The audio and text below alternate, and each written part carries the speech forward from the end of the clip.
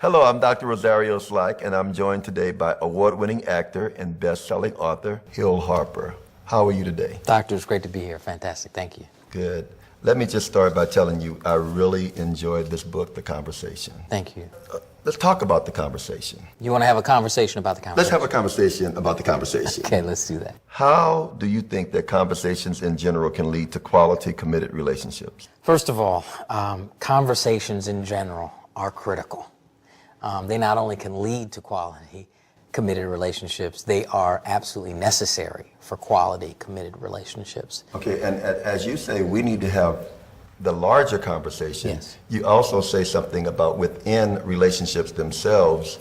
One of the things that you make a statement about is that it's not what we are saying in our relationships, but what we're not saying. Yes. Yes. Tell me what you mean by that. When I talk about the conversation, I want to be very clear. I talk about it on three different levels. First and foremost, it's a conversation with yourself. Right. It's that honest conversation, looking yourself in the mirror and saying, this is who I am, this is what I want out of my life, and these are the actions I'm taking, and do these actions fit with what I say I want? And most of us, myself included, and that's what I talk about in the book, the answer is no.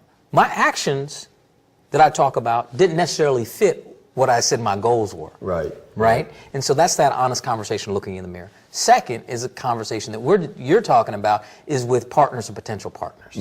Not sending the representative. Right. All of us tend to send our representative.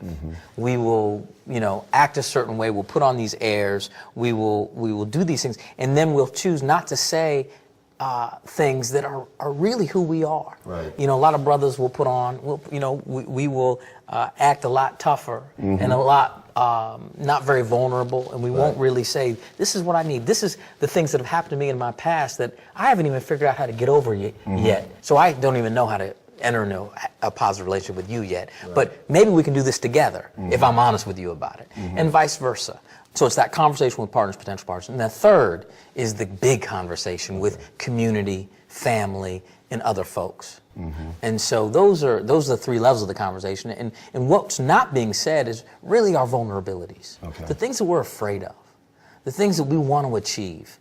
Rather than just, what we tend to send, like I said, are the things that we think other people want to see, or the things that we want to project to other people. You say something about looking in the mirror. I think that is really so critical that, you've got to have, like Michael Jackson talked about, the man in the mirror.